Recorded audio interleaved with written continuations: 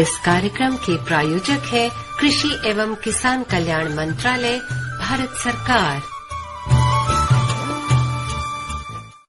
नमस्कार, स्वागत, अभिनंदन सभी श्रोताओं का, सभी सुनने वालों का कार्यक्रम किसान की बात के साथ मैं हूं प्रतिमा शर्मा और मैं हूं अश्विनी कुमार। अश्विनी, इस समय खेतों में रबी की फसल लगी हुई है, बहुत सारी रबी की फसलें लगी हुई हैं और उनमें से कुछ फसलें ऐसी हैं रबी की जो सब्जी फसल में आती है और उन सब्जियों में एक सब्जी फसल है आलू। और आलू का नाम सुनते ही तुम्हारे चेहरे पर मुस्कुराहट आ गई, मैं देख रही हूँ। और आलू एक ऐसी सब्जी है जो हर हरी पत्तेदार सब्जी के साथ साथ हर सब्जी के साथ शामिल होकर एक शानदार सब्जी बना देती है। बिल्कुल। और ये बच्चों से लेकर बुजुर्गों तक पे बड़ा प्रसिद्ध है आलू, हमारा प्यारा आलू। कहते हैं सारी सब्जियों का राजा है कौन? आलू। कुछ लोग बैगन को भी कहते हैं, बट आलू सचमुच में राजा है क्योंकि हर सब्जी के साथ वो शामिल हो जाता है। आज जब बात करें हमारे किसान भाइयों की, तो आलू के उत्पादन का अगर हम कहें सबसे ज्यादा भारत में होता है और अगर बाहर चले जाए तो चीन के बाद जो दूसरा स्थान है वो भारत ही है, ऐसा देश जो आलू का सबसे ज्यादा उत्पादन करता है। बिल्कुल। आलू एक ऐसी सब्जी फसल है जो किसान भाइयों को कम लागत में ज्यादा उत्पादन देता है और आय का अर्जन भी करता है। पूरे वर्ष उसकी मांग बनी रहती है। और अभी मैं देख रही थी आपके चेहरे पर अश्विनी, आप हंस रहे थे, मुस्कुरा रहे थे। कुछ नए आलूओं की जो हमें चाहत होती है ना कि भाई एक मौसम आता है, जो ये मौसम चल रहा है इस समय, नए नए आलू जब घर में आते हैं तो उसको उबालते हैं, हरे धनिये की चटनी के साथ उसे खाते हैं, टिक्की बनाते हैं, तो है ना, इसीलिए हंसी आ रही थी शायद। और खासकर आलू के जो पराठे बनते हैं दीदी, उसमें तो कुछ का स्वाद, देखिए नए आलू का जो स्वाद है ना वो अपने आप में एक ऐसा होता है जैसे आप मीठा रसगुल्ला खाते हैं ना, जब मुंह में घुल जाता है और लगता है कि वाह क्या खाया। वैसे एक जो ताजा जो आलू आप बाजार में जो आ रहे हैं ना, उनका स्वाद जो है, जैसे आपने कहा कि पूरे साल भर नए आलू का इंतजार रहता है कि भाई जब नया आलू आएगा ना, नए आलू खाएंगे, उसका जो स्वाद है वो मतलब कि जो कोल्ड स्टोरेज में रखे हुए आलू से बहुत बेहतरीन होता है। बेहतरीन होता है। और हमारे जो किसान भाई हैं वो आलूओं का उत्पादन जो है वो खाने के हिसाब से भी करते हैं, बीज के उत्पादन के लिए भी करते हैं और कुछ जो खाद्य प्रसंस्करण होता है, जैसे चिप्स बनाने के काम आ गए, बिस्किट बनाने के काम, तो ये कई वैरायटी ऐसी होती हैं। और इसकी जानकारी के लिए हम समय समय पर अपने इस कार्यक्रम के जरिए अलग अलग विषय चुनकर लाते हैं और किसान भाइयों को जानकारी भी देते हैं। तो आज का जो हमारा विषय है वो भी कुछ आज की बातों से मिलता जुलता है। आलू फसल में कीट प्रबंधन और समसामयिक कार्य, यानी कि खेतों में आलू लगे हुए हैं तो कौन कौन से कीड़े और बीमारियां उनको लग सकती हैं या उनकी समसामयिक देख रेख कैसे करनी है, ये बहुत जरूरी चीजें हैं जो किसान भाइयों तक पहुंचानी है हमें। और आज का जो विषय है वो तो हमने आपको बता दिया। विशेषज्ञ हमारे साथ हैं डॉक्टर एस सुभाष, कीट वैज्ञानिक, आलू अनुसंधान संस्थान, मोदीपुरम, मेरठ से। डॉक्टर साहब, आपका बहुत बहुत स्वागत है कार्यक्रम में। जी मैडम, नमस्कार। जी नमस्कार। जैसे कि हम लोगों ने बातें की आलू के बारे में, आलू एक ऐसी सब्जी है जो हर सब्जी के साथ मिल जाती है और किसान भाइयों के लिए कम लागत में ज्यादा उत्पादन भी होता है। ठीक है, आलू का उत्पादन बहुत ज्यादा होता है, लेकिन एक उत्पादन जो है वो भरपूर हो और गुणवत्तापूर्ण हो, ये बहुत जरूरी हो जाता है। और किसान भाइयों ने जो अपनी पूंजी खेत में लगाई है, जो पैसा लगाया है, वो उनके लिए कई गुना बढ़कर मिले, ये बहुत खुशी की बात होती है। लेकिन कुछ खास बातें भी ध्यान रखनी होती है। सबसे पहले तो मैं ये जानना चाहूंगी कि इस समय आलू की जो फसल है वो खेतों में लगी हुई है, क्या पोजीशन है इस समय खेतों में आलूओं की? जहां तक मेरी जानकारी है, अभी खेत में लगी आलू की फसल 70 से 85 दिन की हो गई है। अच्छा। मैं किसान भाई को बताना चाहूंगा कि पहला चीज है, तापमान पिछले कुछ हफ्तों से नीचे आ रहा है। पाला लगने की संभावना हो सकती है, लेकिन किसान भाई डरे नहीं, खेत में नमी बनाकर रखे। पाला संभावना से बचने के लिए हल्की सिंचाई करनी चाहिए, ये पहला सबसे इम्पोर्टेंट महत्वपूर्ण जानकारी है। किसान भाई इस समय हल्की सिंचाई आलू खेत में करनी चाहिए। और दूसरा चीज है, जो किसान भाई आलू खेती बिजाई के लिए, बीज उत्पादन के लिए बुआई कर रखे हैं, उनका वो फसल अभी 90 दिन का होगा, वो लोग अभी आलू फसल का डांटल और पत्तियां काटना चाहिए, क्योंकि अभी महू का वो कीट है, महू का प्रभाव ज्यादा हो रहा है। इससे विषाणु जनित रोग से बचाने के लिए किसान भाइयों आलू का डांटल और पत्तियों को काटने का जरूर कर लीजिए। डॉक्टर साहब, जैसे कि अभी आपने बताया पाले से संबंधित बात कही, क्योंकि इस समय मौसम जो है वो वाकई में पाले वाला चल रहा है, बहुत ठंड पड़ रही है। तो पाले से बचाने के लिए या शीत से बचाने के लिए, शीत लहर भी चलती है कई बार, तो इनसे भी नुकसान होता है। आपने कहा कि हल्की सिंचाई कर दें, तो सिंचाई के अलावा कुछ और भी ऐसे उपाय हैं जो अपना सकते हैं किसान भाई? हाँ, वो पाला से वो डैमेज होता है, उसको रोकने के लिए हमारा इंस्टीट्यूट की तरफ कोई संस्तुति नहीं है। ये तो अजैविक डैमेज है, तो इसको हम ऐसे कर सकते हैं, सिंचाई से नमी बनाकर इसको डैमेज बचा सकता है। जो आलू का क्रॉप 40 से 50 दिन का वो नया जमावा होगा, फिर उसका ग्रोथ बढ़ेगा, और वो 70 से 80 दिन का जो आलू खेत में हो उसका डैमेज हो तो उससे वो रिकवर करने के लिए थोड़ा नुकसान है। सो इसको ऐसा संस्तुति और दवाई आज तक नहीं है। अच्छा, तो जैसा कि ये भी कहा जाता है कि जो हमारे किसान भाई हैं वो खाद्य मतलब भोज्य आलू जो होता है, जो खाया जाता है हम इंसानों द्वारा, कुछ आलू ऐसे हैं जो बीज के लिए उत्पादित किए जाते हैं, कुछ आलू ऐसे होते हैं जो वैल्यू एडिशन के लिए, जैसे खाद्य प्रसंस्करण करके उसकी और तमाम चीजें लाके बाजार में लाई जाती हैं। तो जो दवाइयों का प्रयोग है तो वो खाने वाले आलूओं पर किया जा सकता है या नहीं किया जा सकता? मैं ये चीज बताना चाहता हूँ, आलू की फसल 3 प्रकार की होती है, जैसे आप बोला था बीज, बोझ व प्रसंस्करण आलू है। जब किसान भाई आलू को बीज पर्पस के लिए खेती करते हैं तो इसमें जरूर ध्यान रखना है वो विषाणु जनित रोग से वो बीज आलू को बचाने के लिए, तो तब हम इसको टाइम से वो दवाई का इस्तेमाल करना पड़ेगा ताकि हम वाहक कीट है उसको नियंत्रण कर सकते हैं और विषाणु जनित रोगों को फैलाने में बचा सकता है। अच्छा, ऐसे हम बोझ और प्रसंस्करण के लिए कर रहे हैं तो हमको जितना हम बीज आलू खेती में यूज करते हो उतना दवाई इस्तेमाल करने का जरूर नहीं है। अच्छा, ये बहुत अच्छी आपने बात बताई, और खुशी की भी बात है कि जो आलू हम खाते हैं उसमें दवाइयों का प्रयोग नहीं होता, बहुत अच्छी बात है। डॉक्टर साहब, जो खाद्य प्रसंस्करण के लिए जो आलू होते हैं तो क्या उनकी वैरायटी अलग होती है? हाँ जी हाँ मैम, उसमें प्रसंस्करण आलू का वो शुष्क पदार्थ होता है, वो 20% के ऊपर होना चाहिए, और उसका अवक्षारक शर्कर का मात्रा होता है वो 150 मिलीग्राम पर 100 ग्राम आलू का ताजा बर से कम होना चाहिए। अच्छा, तो बोझा आलू में इसका वो मात्रा नहीं है, तो इसलिए प्रसंस्करण प्रजातियां है उसके जैसे हमारा संस्तुत विकसित किया गया है, वो चिप्सोना 1, 3, 4 और ये चिप्स बनाने के लिए, और फ्रेंच फ्राइज के लिए हमारा इंस्टीट्यूट विकसित गया है कुफरी प्राइसोना। कुफरी प्राइसोना।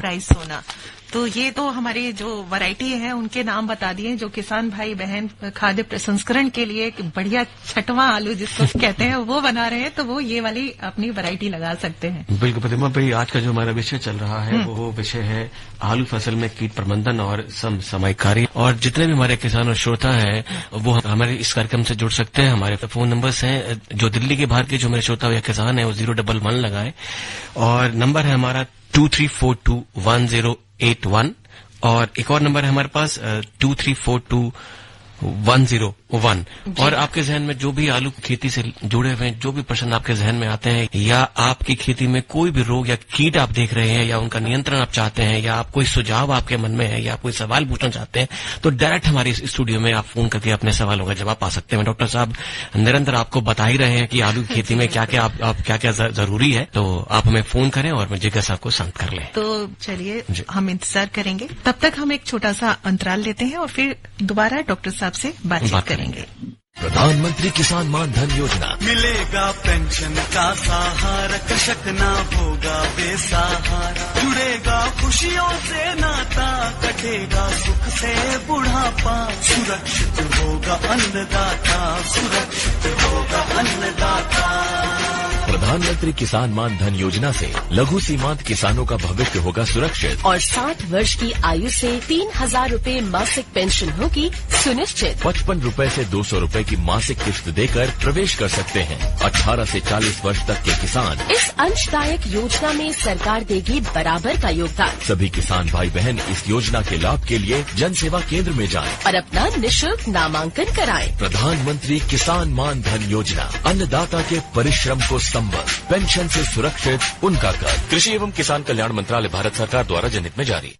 अश्वनी, हमारे बहुत से ऐसे किसान भाई बहन हैं जो अलग अलग तरीके से अपने रोजगार के अवसर चुन रहे हैं और रोजगार के अवसर चुनने के लिए उनको सरकारी मदद भी मिल रही है। और ये कहें कि अगर किसान भाई अपने खेत में कोई नई फसल लगा रहा है या नया काम शुरू कर रहा है या डेयरी से संबंधित कोई काम है, पशुपालन से संबंधित कोई काम है, तो उसके लिए सरकारी मदद भी मिलती है। और खास तौर पर जब हम महिलाओं की बात करें तो महिलाओं के लिए भी एक नया रास्ता खोला है हमारी सरकार ने, क्योंकि उनकी मदद करके हमारी जो किसान महिलाएं हैं या हमारी दूसरी महिलाएं हैं जो रोजगार अपने पैरों पे खड़ा होना चाहती हैं या खेती से जुड़कर किसी भी तरीके का काम करना चाहती हैं, जैसे अब हम खादी उद्योग की बात करते हैं या मधुमक्खी पालन है, शहद से जुड़ी बातें होती हैं, बहुत सारी ऐसी चीजें हैं जो हमारी महिलाएं आसानी से करके आगे तक निकलती हैं और अपना नाम रोशन करती हैं। बिल्कुल, जैसे स्टार्टअप योजना की बात कर रहे हैं, मतलब कोई भी महिला अपना कोई भी रोजगार खोल सकती है, बस थोड़ी सी जानकारी और थोड़ा सा पैसा अगर सरकार से उनको मिले, थोड़ी सी मदद, तो उस मदद के लिए हमारी भारत सरकार पूरी तरह से तत्पर है। बिल्कुल। तो हमारे जो लाभार्थी हैं वो अपने जो उद्गार हैं वो व्यक्त कर रहे हैं। तो आइए सुनते हैं स्नेहा कदम की बात कि उनको क्या लाभ मिला है और किस तरीके से उन्होंने काम और रोजगार में आगे बढ़ी हैं। मेरा नाम स्नेहल कदम। राजघाट में गांधी मिलेट्स मेला लगा है, इसमें हमारा खेती विरासत मिशन का स्टॉल लगाया हुआ है। खेती विरासत मिशन का त्रिंजन करके एक प्रोजेक्ट है जो खादी को आगे बढ़ाने के लिए कार्य कर रहा है। जो हमारी जो महिलाएं वो हैंडलूम बनाती है पूरा, जो इसकी प्रोसेस है पूरा कॉटन से लेके उसके थ्रेड को लेकर और प्रोडक्ट पूरा होने तक सारी हमारी महिलाएं ये काम करती है। उसमें हमारा एक विजन है कि जो खादी है उसको आगे बढ़ाने का ये कार्य चालू है। एक ये मिशन है जो एक पूरे देश में चलाना है, जो पूरे महिलाओं को, और इसका एक मेन ये है कि महिलाओं को रोजगार भी मिल रहा है और अपने देश की जो पूर्वापार जो चलती आ रही एक उपक्रम है उसको भी हम ट्रेडिशनल को भी आगे बढ़ाने को, वो ट्रेडिशनल जो है देश का वो भी हम आगे बढ़ाने का कार्य कर रहे हैं। और जो प्योर कॉटन है, जो बीटी कॉटन रहता है वो हम बिल्कुल भी यूज नहीं करते, और जो देसी बीज रहता है उन्हीं से हमारा पूरा प्रोडक्ट बनता है, जैसे कि शॉल है, टॉवेल्स है और कुछ फैब्रिक्स भी है जो हमारी महिलाएं खड्डी पर बनाती है। तो उसमें हम महिलाओं को रोजगार भी देते हैं और ये सारी जो एक मिशन है वो आगे लेने का कार्य भी हमारी खेती विरासत मिशन और उसमें त्रिंजन प्रोजेक्ट कर रहा है। आगे जाके हम कर सकते कि गवर्नमेंट से कुछ योजना या लाभ उठा सकते हैं। तो अश्वनी, ये थी स्नेहा कदम और इन्होंने कितनी अच्छे तरीके से हम लोगों को बताई किस तरीके से ये खुश थी और उनकी खुशी जाहिर हो रही थी इनकी बातों से कि पूरा इनको लाभ मिल रहा है और नई नई चीजों से कैसे आगे बढ़ा जा सकता है, ये बताया इन्होंने। और देखिए अभी हमारे साथ एक कॉलर भी जुड़े हुए हैं, आइए उनसे बात करते हैं। हेलो जी, नमस्कार जी, मैं लखनऊ से राजा बात कर रहा हूँ जी। जैसे आलू में दो तरह के आलू यहाँ पर हमारे बाजार में मिलते हैं, एक लाल आलू होता है, एक सफेद होता है। तो हम ये जानना चाहेंगे कि दोनों में पैदावारी में ज्यादा कौन अच्छा होता है? वो लाल कलर और इसका सफेद वाला आलू ऐसे नहीं है, दोनों का वो है। आप जब आप आलू का वो किस्में को चुनावा करते हो आपका क्षेत्र के हिसाब से कर लीजिए, क्योंकि ईस्टर्न यूपी वाला लोग है वो आलू का त्वचा लाल कलर का पसंद करता है। वो जैसे वेस्टर्न यूपी का है उसको सफेद और थोड़ा हल्का सा पीला वाला आलू का वो ज्यादा पसंद करता है।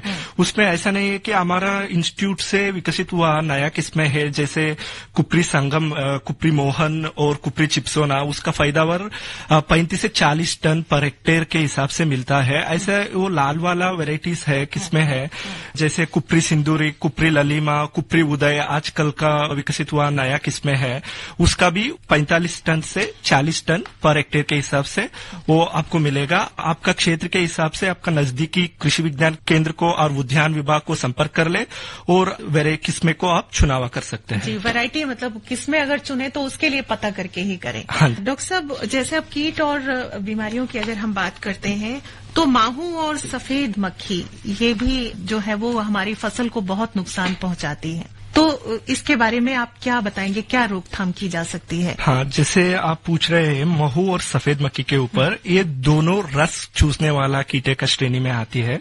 वो दोनों बहुभक्षी कीट है, ऐसे वो अलग अलग क्रॉप में खाता है।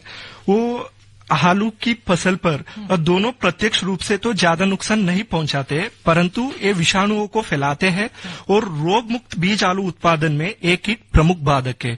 सो इसको रोकथाम के लिए हम एकीकृत कीट प्रबंधन करना चाहते हैं। वो बीज आलू उत्पादन में इसका नियंत्रण बहुत जरूरी है। अच्छा। उसके लिए हम जैसे इसका प्रकोप ज्यादा है उधर उस क्षेत्र में हम बुआई के पहले आलू बीज को इमिडाक्लोप्रिड दवा आता है 4 ml पर 10 लीटर पानी में घोलकर आलू को डुबा के 10 मिनट उसको छायादार प्लेस पे उसको सुखाकर उसको बुआई करना चाहिए, पहला चीज है।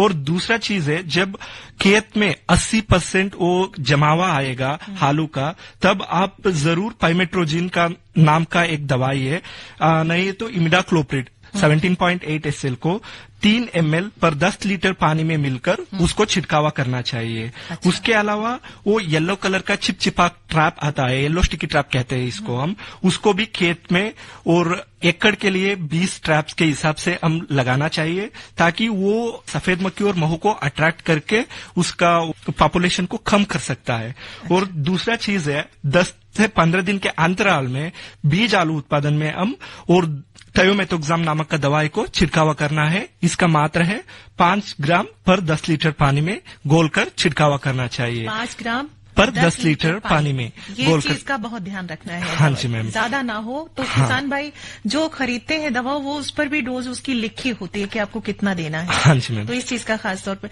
डॉक्टर साहब, एक रोग है झुलसा रोग। हाँ जी, उसकी क्या स्थिति है इस समय? अभी तो तापमान, न्यूनतम तापमान 5 डिग्री के नीचे जा रहा है और वेस्टर्न यूपी, पंजाब और हरियाणा क्षेत्र में। और ये पितेस्ता झुलसा है, इसका वातावरण में तापमान 10 से 20 डिग्री सेंटीग्रेड तथा उसका आर्द्रता 85% से अधिक होती है। और आकाश में बादल छाए हो, हल्की हल्की बारिश हो रही तो आलू की फसल में पिचेता झुलसा आने की आशंका बढ़ जाती है। अतः तुरंत पपुननाशक का छिड़कावा करें। इस रोग की रोकथाम के लिए बीमारी आने से पहले 3 संपर्क पपुननाशकों जैसे मैंकोजेब, क्लोरथलोनिल तथा प्रोपिनेब में से किसी एक का 2 ग्राम प्रति लीटर पानी की दर से छिड़कावा करना चाहिए। जी डॉक्टर साहब, आमतौर पर जैसे आलू की बात हम लोग कर रहे हैं, आप रोगों के बारे में बता रहे हैं, जैसे अब आलू में ऐसे कौन से आमतौर के रोग हैं जो ज्यादातर लग जाते हैं और किसान भाई उनकी रोकथाम कैसे कर सकते हैं? आलू में सबसे पहले और महत्वपूर्ण बीमारियां है पिचेता झुलसा। जी, पिचेता झुलसा ये आएंगे तो 80 से 100% आलू को नुकसान पहुंचाता है। ये बीमारी आने के पहले हम वातावरण देखकर उसको छिड़कावा करना चाहिए। जैसे मैंने बताया पहले, मैंकोजेब, क्लोरथलोनिल तथा वो प्रोपिनेब, इसमें से किसी दवाई को 2 ग्राम प्रति लीटर पानी में घोलकर छिड़कावा करना चाहिए।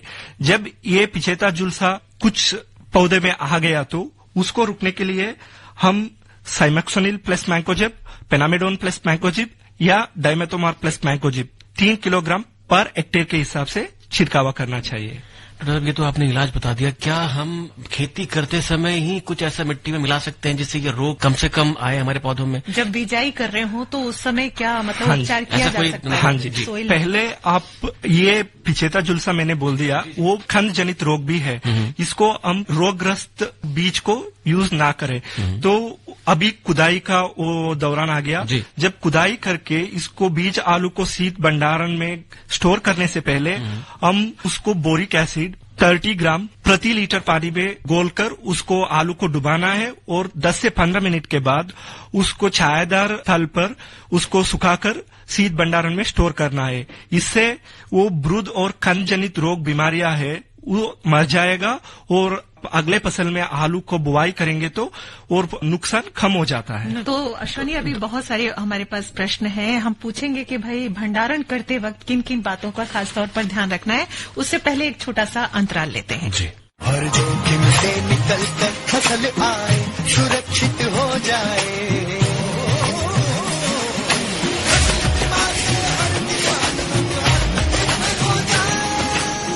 संकट संकट के समय प्रधानमंत्री फसल बीमा योजना किसानों के लिए वरदान है। अब सूखा पड़े या बाढ़ आ जाए कोई डर नहीं, अब ओले पड़े या कीट पतंगे फसल खा जाए कोई फिक्र नहीं, क्योंकि हमने लिया है प्रधानमंत्री फसल बीमा। बुआई से फसल कटाई तक हर जोखिम का दावा, न्यूनतम प्रीमियम पर अधिकतम भुगतान का वादा। योजना से हर साल जुड़ रहे हैं 5 करोड़ से ज्यादा किसान। अब आपकी है बारी। नजदीकी कृषि कार्यालय, सहकारी समिति, बैंक शाखा, अधिकृत बीमा कंपनी या जन सेवा केंद्र में स्वेच्छा से करा सकते हैं पंजीकरण। फसल बीमा पोर्टल या फसल बीमा ऐप द्वारा भी कराया जा सकता है पंजीकरण। प्रधानमंत्री फसल बीमा योजना, आपकी फसलों का संपूर्ण सुरक्षा कवच, कृषि एवं किसान कल्याण मंत्रालय। भाई बात हो रही है आलू की फसल के बारे में, और घना कोहरा या शीतलहर, इसकी बार बार जैसे बात दोहराई जा रही है, तो क्या घना कोहरा, शीतलहर से भी आलू फसल पर कुछ प्रॉब्लम हो सकती है? हाँ, जरूर नुकसान होगा। इसको पाला लगने का संभव जरूर है, इसलिए मैंने पहले बताया था किसान भाइयों, आपका खेत को नमी बनाकर रखे। इसके लिए आप हल्की सिंचाई कर देना चाहिए, तुरंत हल्की सिंचाई देना चाहिए। ये बात मैं बार बार आपको रिपीट कर रहा हूँ, इसके ऊपर थोड़ा ध्यान रख लीजिए। जी बिल्कुल। और डॉक्टर साहब, आलू की बात हो रही है, तो जैसे खुदाई करने के बाद जब किसान अपने घर में लाता है और चाहता है बीज के लिए भी रखा जाए, कुछ आने वाले वर्ष के लिए जब दाम ऊंचे होते हैं तो किसान भाई उनको बेचते हैं बाजार में, तो भंडारण करते वक्त किन किन बातों का खास तौर पर ध्यान रखना है? पहला चीज है, आलू की खुदाई के दौरान किसान भाइयों ये बात के ऊपर ध्यान रखना चाहिए, डांडल और पत्तियां काटने से लगभग 15 दिन पूर्व सिंचाई बंद कर दें और पत्तियां काटने से लगभग 10 से 15 दिन बाद खुदाई करें, ताकि आलू का छिलका पककर मोटा हो जाए। खुदाई के समय खेत में नमी अधिक नहीं हो, जिससे मिट्टी आलू की सतह पर ना चिपके, और खुदाई के समय मिट्टी के डेले ना बने, इतनी नमी अवश्य होना चाहिए।